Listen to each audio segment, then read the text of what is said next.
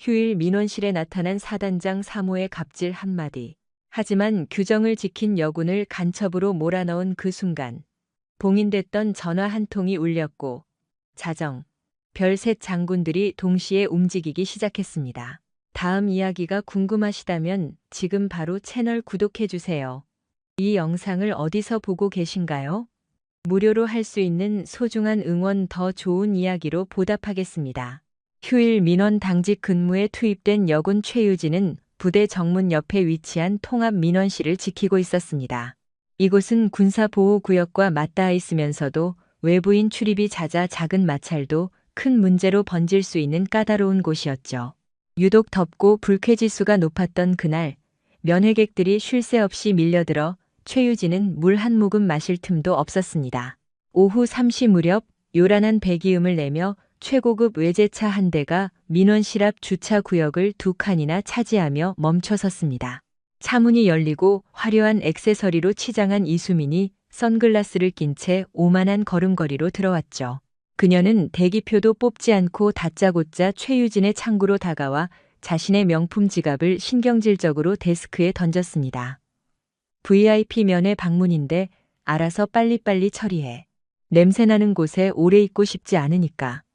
최유진은 불쾌한 내색 없이 자리에서 일어나 정중하지만 단호하게 말했습니다. 방문객 규정에 따라 신분증 제시와 출입 명부 작성을 부탁드립니다.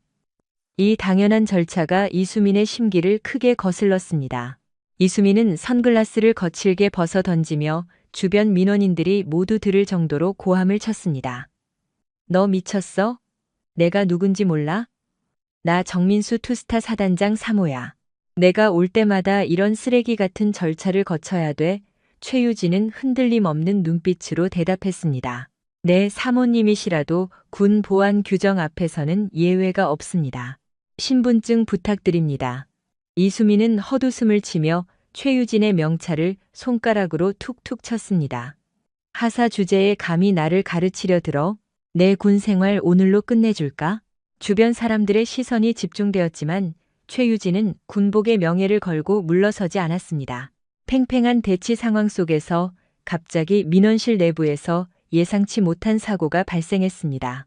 업무를 보던 김현우 군무원이 실수로 2급 비밀이 담긴 보안 USB 묶음을 책상에서 바닥으로 쏟아버린 것입니다. 당황한 김현우가 허둥지둥 바닥을 기며 USB들을 줍는 사이 이수민의 눈이 날카롭게 번뜩였습니다. 그녀는 재빨리 발로 USB 하나를 자신의 구두 밑으로 감춘 뒤 뻔뻔하게 몸을 숙여 그것을 주워들었습니다. 어머, 이건 또 뭐야? 군대 기밀 같은데 나도 구경 좀 해볼까? 이수민이 핸드폰 카메라를 켜서 USB에 적힌 보안 코드를 촬영하려는 찰나. 최유진이 데스크를 뛰어넘어 반사적으로 이수민의 핸드폰 쥔 손을 쳐냈습니다. 군사 보안 물품입니다. 민간인의 촬영은 엄격히 금지되어 있습니다. 핸드폰이 바닥에 떨어지자 이수민은 기다렸다는 듯 앙칼진 비명을 질렀습니다. 아, 너 지금 나 쳤어? 내 손목 꺾은 거 다들 봤지? 이 미친 여군이 민간인을 폭행하네. 민원실은 순식간에 아수라장이 되었습니다. 최유진은 정당한 방어 조치만을 취했을 뿐이지만 이수민은 악을 쓰며 주변 사람들을 선동했습니다. 게다가 얘 좀 이상해. 방금 이 기밀 USB, 지 주머니에 몰래 챙기려던 거 내가 잡은 거야. 폭행의 군사 기밀 절도범이라고. 얼마 지나지 않아 헌병대 출동 사이렌이 울렸고 헌병들이 들이닥쳤습니다. 최유진은 자신의 결백을 믿었기에 당당히 소지품 검사에 응했습니다. 하지만 헌병이 최유진의 전투복 건빵 주머니를 뒤집었을 때 아무도 예상 못한 작고 붉은색의 미인가 통신칩이 바닥으로 툭 떨어졌습니다. 이수민이 소동 중에 교묘하게 밀어넣은 조작된 증거였죠. 이건 제 것이 아닙니다. 누군가 고의로 넣은 겁니다. 최유진이 항변했지만 분위기는 이미 그녀가 스파이인 것처럼 굳어져 버렸습니다. 사태는 걷잡을 수 없이 커져 최유진은 즉각 헌병대 지하 취조실로 압송되었습니다. 차갑고 어두운 취조실 내부에는 오직 백색 등 하나만이 위압적으로 켜져 있었고 맞은편 헌병 수사관은 이미 그녀를 범죄자로 단정 지은 듯 적대적인 태도로 몰아붙였습니다. 최근 접촉한 외부 스파이 조직이 어딥니까? 부인해도 소용없어. 내 주머니에서 나온 칩이 모든 걸 증명하니까. 최유진은 입술을 피가 나도록 꽉 깨물며 버텼지만 상황은 극도로 절망적이었습니다. 같은 시각, 이수민은 취조실 밖에서 남편인 정민수 사단장에게 문자를 보내고 있었습니다. 여보, 나 민원실에서 폭행당했어. 게다가 그 여군, 간첩인가 봐. 내가 증거도 잡아냈으니 확실하게 밟아놔. 얼마 뒤 헌병대장의 무전기로 정민수 사단장의 불호령이 떨어졌습니다. 그 하사년, 언론에 새어나가기 전에 혐의 뒤집어 씌워서 군사재판으로 당장 넘겨. 조용히 묻어버려. 헌병들이 억지로 자술서에 지장을 찍으려 다가오는 순간, 최유진은 더 이상 규정과 원칙만으로는 이 썩은 사슬을 끊을 수 없음을 깨달았습니다. 그녀는 헌병에게 마지막으로 개인 물품을 한 번만 확인하게 해달라고 요청한 뒤 압수된 가방 안쪽에서 지퍼백에 겹겹이 쌓인 구형 흑백 액정 휴대폰을 꺼냈습니다. 훈련소에 입소하던 날 13명의 삼촌들 앞에서 저 혼자 힘으로 당당히 군 생활을 해내겠습니다라며 굳게 맹세하고 봉인했던 그 전화기였습니다. 손이 미친 듯이 떨렸지만 그녀는 단축 번호 1번을 길게 눌렀습니다. 짧은 신호음 끝에 태산처럼 묵직하고 거친 목소리가 흘러나왔습니다. 막내 조카냐? 최유진은 흐르는 눈물을 닦으며 힘겹게 입을 열었습니다. 삼촌, 저 군복을 벗어야 할 것 같습니다. 규정대로 민간인을 막았는데 저를 간첩으로 조작했습니다. 알았다. 그 자리에서 한 발짝도 움직이지 마라. 삼촌의 짧고 건조한 대답 직후 전화는 끊어졌습니다. 최유진은 그저 고개를 숙이고 있었지만 그 작은 통화 하나가 대한민국 군 수뇌부 전체를 뒤흔드는 뇌관이 될 줄은 상상조차 하지 못했습니다. 불과 3시간 뒤인 자정 무렵, 정민수 사단장은 관사에서 곤히 잠들어 있다가 사단 전체에 발령된 최고 등급 비상 사이렌 소리에 기겁하며 깨어났습니다. 비서실장이 사색이 된 얼굴로 침실 문을 두드렸습니다. 사단장님, 큰일 났습니다. 지금 국방부 장관실, 기무사령부, 심지어 청와대 국가안보실에서까지 저희 사단으로 직통전화가 빗발치고 있습니다. 어제 민원실에서 체포한 최유진 하사의 신변을 당장 확인하라는 지시입니다. 정민수는 군복 단추도 제대로 채우지 못한 채 지휘 통제실로 달려갔지만 상황은 이미 통제 불능이었습니다. 합참의장 명의로 해당 사건의 전면 재조사 및 관련자 전원 대기 발령이라는 긴급 공문이 팩스로 쏟아지고 있었죠. 대체 일개 하사 하나 조사하는데 왜 윗선이 이렇게 난리치는 거야? 정민수가 신경질적으로 소리쳤지만 그의 머릿속에는 점차 서늘한 공포가 스며들고 있었습니다. 그는 최유진의 집안 배경에 대해 완전히 무지했습니다. 최유진의 어머니는 대한민국 건군 이래 전무후무한 전설적인 군인 가문의 막내딸이었습니다. 그녀의 위로 있는 13명의 오빠들은 모두 별을 단 장성급 지휘관들이었죠. 육군 특수전 사령관, 해군 작전 사령관, 공군 방공 유도탄 사령관 등 각 군의 핵심 요직을 장악하고 있는 3스타와 2스타들이 바로 최유진이 삼촌이라 부르는 사람들이었습니다. 그리고 그 삼촌들은 조카의 억울한 눈물 섞인 전화 한 통에 군의 기강을 무너뜨린 자들을 심판하기 위해 자정의 어둠을 뚫고 동시에 움직이기 시작했던 것입니다. 그들은 평생 조카 최유진에게 단 하나의 철칙만을 강조했습니다. 군복을 입은 이상 우리 이름에 기대지 말고 오직 내 실력과 땀방울로만 증명해라. 최유진은 그 엄격한 가르침을 지난 3년의 군 생활 동안 묵묵히 지켜왔습니다. 훈련병 시절부터 혹독한 훈련과 부당한 대우를 받을 때조차 단 한 번도 등 뒤에 버티고 있는 거대한 삼촌들의 그림자를 꺼내지 않았죠. 동기들과 직속 상관들은 그녀가 그저 평범한 가정에서 자란 성실하고 독종 같은 말단 부사관인 줄로만 알았습니다. 그것이 최유진이 가진 유일한 자존심이자 명예였으니까요. 하지만 이제 그 굳건했던 약속을 깰 수밖에 없는 한계점에 도달했습니다. 개인적인 안위를 위한 특혜를 바라서는 아니었습니다. 부패한 권력에 의해 군의 근간이 흔들리는 것을 막기 위한 무거운 책임감 때문이었죠.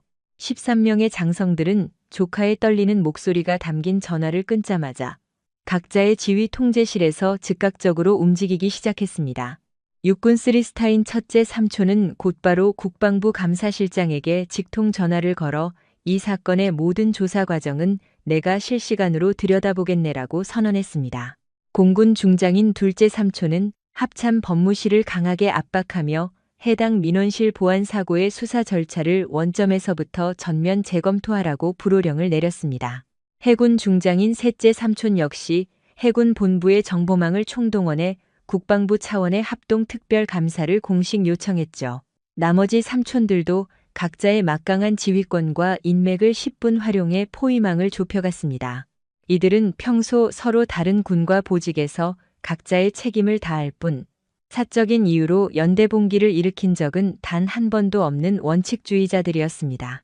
그러나 이번만큼은 궤를 같이 했습니다. 조카는 3년이라는 긴 시간 동안 가문의 이름을 팔지 않고 묵묵히 모든 짐을 홀로 감내해온 아이였습니다. 그런 조카가 처음으로 SOS를 쳤다는 것은 단순히 억울한 수준을 넘어 군대라는 조직의 정의가 송두리째 무너져 내리고 있다는 명백한 증거였기 때문입니다.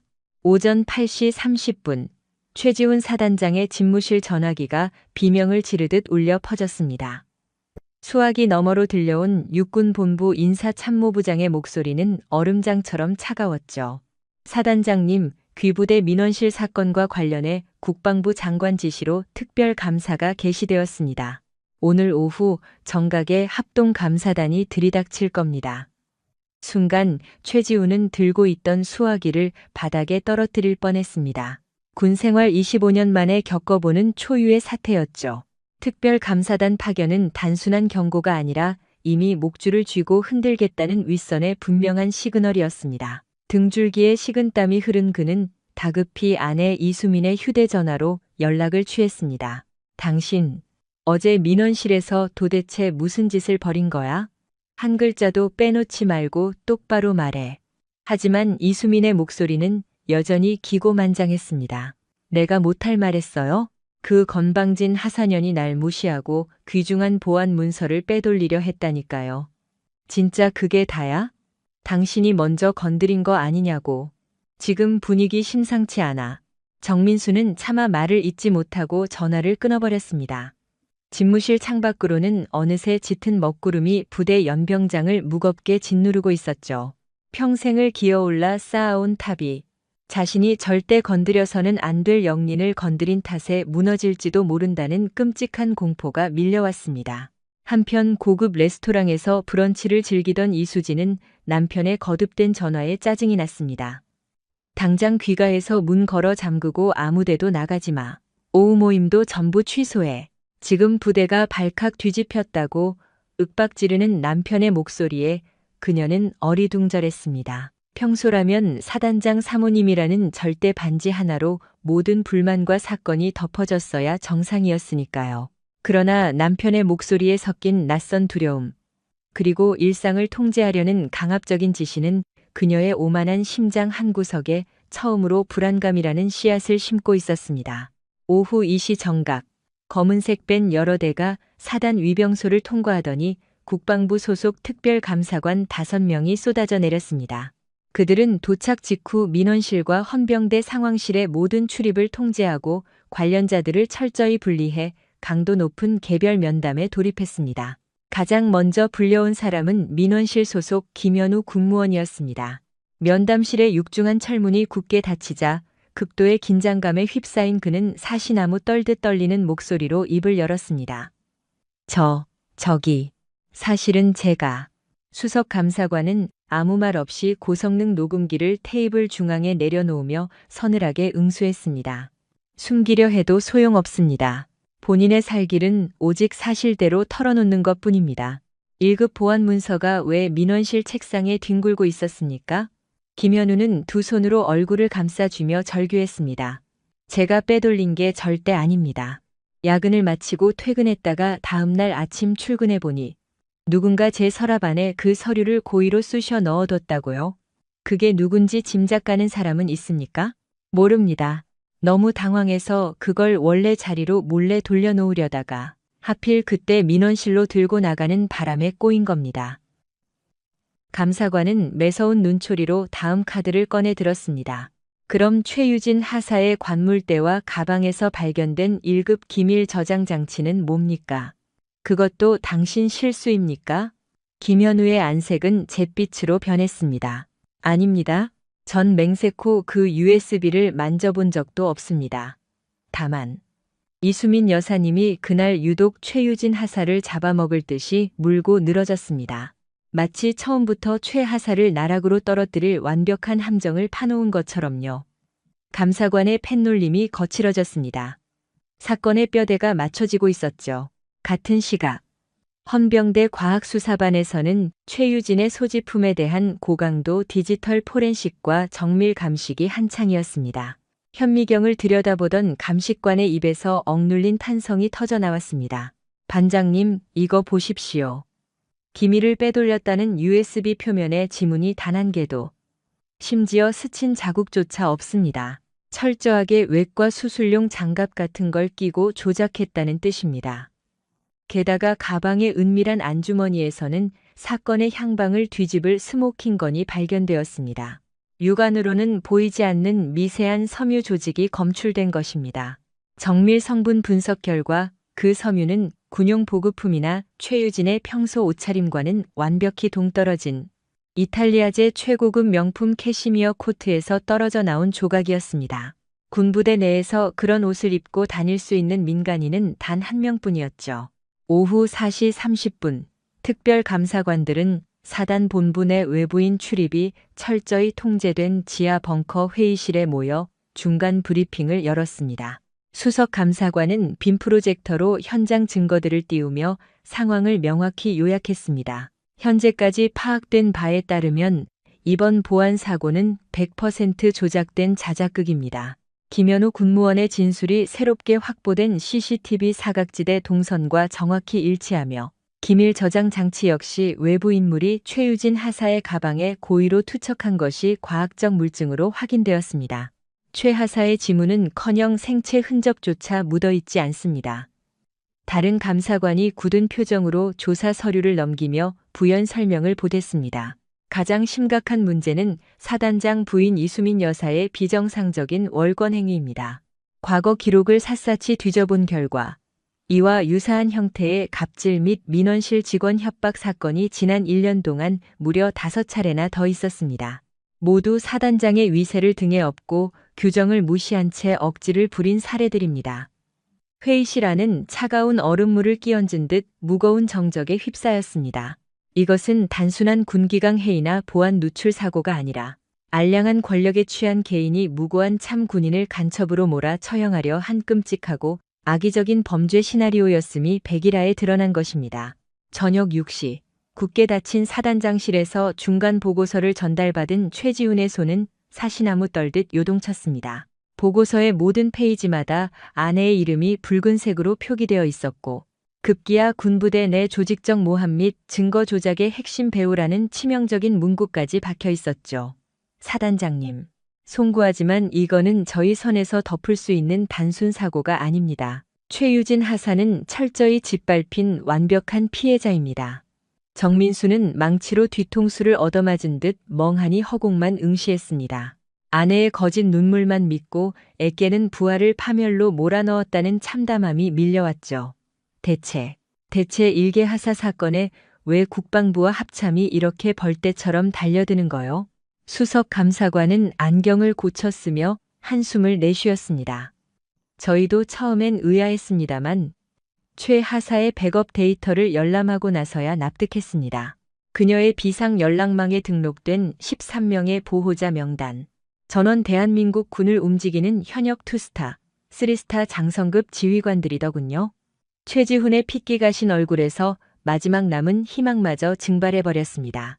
국방부, 합참, 육해공군 본부가 왜 자정의 어둠을 뚫고 동시에 칼을 빼들었는지, 자신이 감히 누구의 심기를 건드렸는지 퍼즐이 완벽하게 맞춰지는 순간이었습니다. 그는 털썩 소리와 함께 가죽 의자에 파묻히며 절망적으로 읊조렸습니다. 내 군 생활은 여기서 끝이구나. 밤 9시 사태의 심각성을 전혀 모르는 이수진은 콧노래를 부르며 거실 소파에 누워 드라마를 시청하고 있었습니다. 현관문 도어락이 거칠게 열리고 남편이 비틀거리며 들어오자 그녀가 반색했습니다. 여보, 그 건방진 하사년, 영창엔 보냈어요? 하지만 정민수는 아무런 대답도 하지 못했습니다. 그저 영혼이 부서진 사람처럼 아내를 내려다보는 텅 빈 눈동자 속에는 걷잡을 수 없는 분노와 깊은 절망, 그리고 다가올 심판에 대한 끔찍한 공포만이 이글거리고 있을 뿐이었습니다. 다음 날 아침 7시 정각, 국방부 청산의 최고 보안 구역인 대회의실에 대한민국 군의 수뇌부라 할 수 있는 13명의 장성들이 원탁을 둘러싸고 앉아 있었습니다. 육해 공군을 망라하고 서로 다른 작전 사령부에서 지휘봉을 잡고 있는 이들이 오직 한 가지 목적을 위해 한 공간에 집결한 것은 실로 건군 이래 전무후무한 사건이었죠. 회의실을 감도는 공기는 당장이라도 폭발할 것처럼 팽팽하고 싸늘했습니다. 장성들은 각자의 앞에 놓인 두툼한 특별감사 중간 보고서를 넘기며 분노를 삼키고 있었습니다. 짙은 침묵을 깬 것은 육군 쓰리스타인 첫째 삼촌의 무거운 바리톤 음성이었습니다. 우리가 그 어린 핏덩이를 훈련소에 밀어넣으며 다짐받았던 말이 뭐였습니까? 우리 가문의 후광은 독이 될 뿐이니 오직 네 땀과 피로만 계급장을 달라고 했지 않습니까? 유진이는 그 혹독한 약속을 3년이나 뼈를 깎는 심정으로 지켜냈습니다. 공군 중장인 둘째 삼촌이 주먹으로 책상을 내리치며 격분했습니다. 기록을 보십시오. 우리 조카는 어떤 외압에도 굴하지 않고 FM 규정대로만 행동했습니다. 오히려 군인으로서 표창을 받아야 마땅한 상황인데 썩어 빠진 사단장 부부놈들이 애를 간첩으로 몰아 사지로 내몰았습니다. 침착함을 유지하던 해군 중장 셋째, 삼촌이 얼음장 같은 목소리로 전곡을 찔렀습니다.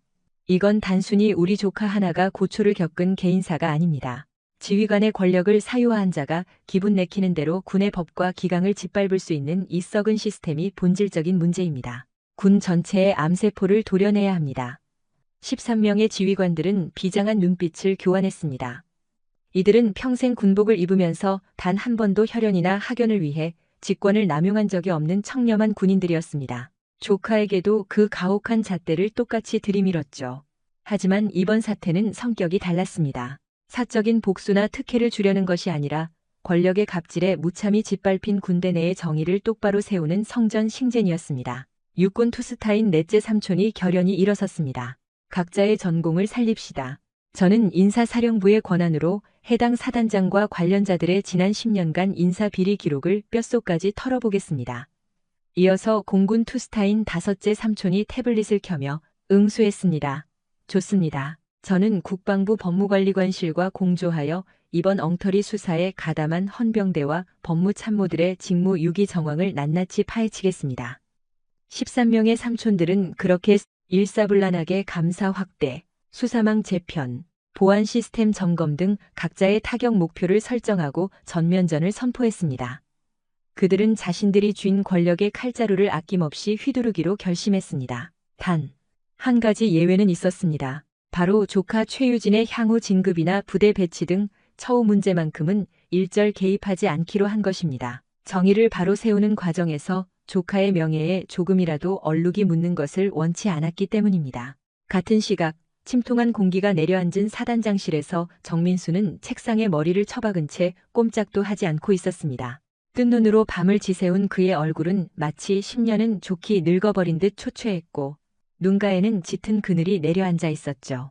그만의 스론에 그의 넓은 책상 위에는 특별조사단이 압수수색으로 들이밀고 간 아내 이수진이 지난 수년간 저질러온 만행의 증거물들이 산더미처럼 쌓여 있었습니다. 겉으로 드러난 5건의 갑질 폭력 사태 외에도 뇌물수수와 협박으로 교묘하게 덮어버린 비공식 민원까지 합치면 그 수가 무려 10건을 훌쩍 넘기고 있었습니다. 이때 참모장이 굳은 표정으로 조심스레 집무실 문을 열고 들어와 결재판을 내밀었습니다. 사단장님, 방금 전 국방부에서 최상위 등급의 특별조사단 본진 파견을 공식 통보해 왔습니다. 언제 들이닥친다고 하던가? 오늘 오후 1시 헌병 특임대까지 대동한다고 합니다. 최지우는 체념한 듯 두 눈을 질끈 감았습니다. 특임대까지 동반한 국방부 직속 조사단이 온다는 것은 이미 재판 결과가 확정되었고 남은 건 참수형뿐이라는 잔인한 선고나 다름없었기 때문입니다. 그는 자신의 양어깨에 찬란하게 빛나던 투스타 계급장을 허망하게 쓰다듬었습니다. 육군 사관학교 시절부터 뼈를 깎는 노력으로 쟁취했던 이 별이 지금은 목을 조르는 무거운 쇳덩이로 느껴질 뿐이었죠. 지금 집사람은 어디서 무얼 하고 있나? 관사에서 대기 중이십니다. 헌병들이 외부 출입을 철저히 차단하고 있습니다. 최지우는 마른 세수를 하며参모장에게 마지막 지시를 내렸습니다. 당장 헌병대로 내려가서 최유진 하사의 영창 격리 조치를 해제해. 그리고 내 직인이 찍힌 공식 사과문과 명예회복 선언문을 작성해 사단 전파망에 띄워라. 사단장님 명의로 직접 발표하시겠다는 말씀이십니까? 그렇게 되면 망설이지 말고 당장 시행해. 어차피 내 아내의 망동과 나의 오판이 빚어낸 참사야. 내가 책임져야지. 오후 3시. 굳게 잠겨있던 조사실의 철문이 열리고 최유진이 밖으로 걸어 나왔습니다. 억울하게 갇혀있던 어둡고 좁은 공간을 벗어나 쏟아지는 오후의 햇살을 마주하자 눈이 시리도록 부셨습니다. 헌병대장이 직접 다가와 깍듯하게 거수경례를 붙이며 정중히 말했습니다. 최유진 하사님, 무혐의 처분이 확정되었습니다. 사단장님의 공식 사과문은 오늘 중으로 전 부대에 하달될 것입니다. 그간의 노고에 사과드립니다. 최유진은 말없이 고개만 끄덕일 뿐 그녀의 얼굴에는 기쁨의 미소가 없었습니다. 누명이 벗겨졌다는 1차원적인 안도감 이면에 군의 기강이 한낱 사단장 부인의 히스테리에 휘둘려 이 지경까지 왔다는 씁쓸함과 허탈감이 가슴을 짓누르고 있었기 때문입니다. 그녀는 짐을 챙겨 부대 숙소로 걸어가는 길에 오랫동안 전원을 꺼두었던 낡은 스마트폰을 켰습니다. 화면이 켜지자마자 액정을 가득 채운 것은 첫째 삼촌, 둘째 삼촌, 일곱째 삼촌 등 13명의 삼촌들이 남긴 수십 통의 부재중 전화와 메시지들이었습니다. 최유진은 통화 버튼을 누르려다 이내 손가락을 멈췄습니다. 당장이라도 삼촌들의 목소리를 들으면 꾹 참아왔던 눈물이 쏟아질 것 같았고 무엇보다 3년 전 홀로 서겠다며 호기롭게 했던 약속을 끝내 지키지 못해 엄청난 폐를 끼쳤다는 무거운 죄책감이 그녀의 발목을 잡고 있었습니다. 저녁 6시, 핏빛 석양이 관사를 물들일 무렵 이수민은 사단장 전용차가 아닌 헌병대 마크가 선명하게 찍힌 검은색 호송 차량 뒷좌석에 강제로 태워졌습니다. 국방부 소속의 헌병수사관 2명이 양옆을 차갑게 호위하며 그녀를 서울 한복판에 위치한 국방부 특수조사실로 압송했죠. 숨막히는 차 안에서도 이수진의 오만한 입방아는 멈출 줄 몰랐습니다. 이것들 다 미쳤어? 내가 누군지 알아? 난 그저 지휘관 3호로서 받아야 할 마땅한 의전과 권리를 요구했을 뿐이야. 어디서 감히 범죄자 취급을 해. 하지만 수사관들은 미동조차 하지 않고 시선만 창밖을 향한 채 그녀의 악다구니를 철저히 무시했습니다. 그 소름 끼치는 침묵 속에서 이수진은 비로소 깨닫기 시작했습니다. 자신이 그토록 마음껏 휘두르며 무소불위라 믿었던 그 사단장 부인이라는 알량한 권력이 지금은 자신의 숨통을 잔인하게 조여오는 거대한 단두대의 칼날이 되어버렸다는 사실을 말입니다. 지하 조사실에 도착하자마자 차가운 스테인리스 테이블 위에는 그녀를 향한 처형장이나 다름없는 수백 페이지 분량의 증거 서류 더미가 쿵 소리를 내며 던져졌습니다. 지난 1년간 저지른 숱한 민원실 폭언 녹취록, 부대원들의 피눈물 나는 피해 증언, 그리고 이번 보안 사고의 치명적 물증들이 빼곡했죠. 피의자 이수민 씨, 당신은 현재 형법상 특수공무집행방해 악의적 무고죄, 나아가 군사기밀보호법 위반에 따른 보안문서 무단 탈취 시도 혐의로 긴급 체포되었습니다. 수석조사관의 서늘한 낭독에 그녀는 펄쩍 뛰었습니다. 웃기지 마. 난 그 여우 같은 하사년한테 당한 일방적인 피해자라고요. 피해자라고 하셨습니까? 조사관은 코웃음을 치며 지퍼백 하나를 흔들었습니다. 최유진 하사의 백팩에서 튀어나온 기밀 USB. 그거 당신이 몰래 쑤셔 넣었잖습니까? 이수민의 눈동자가 흔들리며 안색이 파리해졌습니다. 수사관은 숨 돌릴 틈도 주지 않고 압박해 들어갔습니다. USB 표면에서 채취된 당신의 캐시미어 코트 미세 섬유, 김현우 군무원이 제출한 당신의 협박 녹취 파일, 그리고 복도 CCTV에 찍힌 당신의 비정상적인 동선. 모든 과학적 증거와 정황이 당신을 완벽한 범인으로 지목하고 있습니다. 아니에요. 난 그저 홧김에요. 부군이신 사단장의 지위를 등에 업고 규정을 지키려는 무고한 말단 부사관을 간첩으로 몰아 평생 감방에서 썩게 만들려 한 악마 같은 짓거리통에 말입니까? 이수진은 벌벌 떨며 입술을 깨물었을 뿐 단 한마디의 항변도 내뱉지 못했습니다. 분위기가 얼어붙은 가운데 수사관이 매서운 눈빛으로 마지막 일격을 날렸습니다. 대체 왜 그 많은 타깃 중에서 하필 최유진 하사였습니까? 이수진은 한참 동안 숨을 헐떡이다 완전히 무너져 내린 목소리로 고백했습니다. 그 기집애만 유일하게 내 앞에서 고개를 조아리지 않았어요. 다른 장교나 군무원들은 내 그림자만 봐도 설설기었는데 그 하사년만 똑바로 쳐다보면서 군대 규정이 어쩌고 하며 나를 모욕했단 말이에요. 그래서 얄팍한 자존심에 상처를 입었다고 한 사람의 인생을 통째로 파멸시키려 했습니까? 이수진은 두 손에 얼굴을 파묻은 채 짐승처럼 흐느끼기 시작했습니다. 어떤 변명도 통하지 않는 완벽한 패배였죠. 조사관은 혐의 입증을 마친 서류를